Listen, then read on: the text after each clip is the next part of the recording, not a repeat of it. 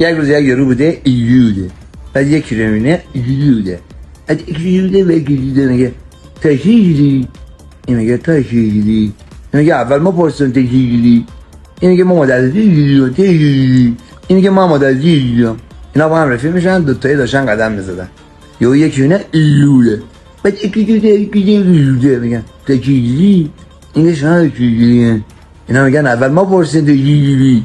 این میگه خب مادرزی و شان دیگه اینا میگن ما مادرزی دیگه اینا هم ستایی رفیق میشن داشتن تو پارک قدم میزدن یکی نه اوه و یکی اوه میگن تو که اوه این شان دیگه اینا میگن اول ما بگیم اوه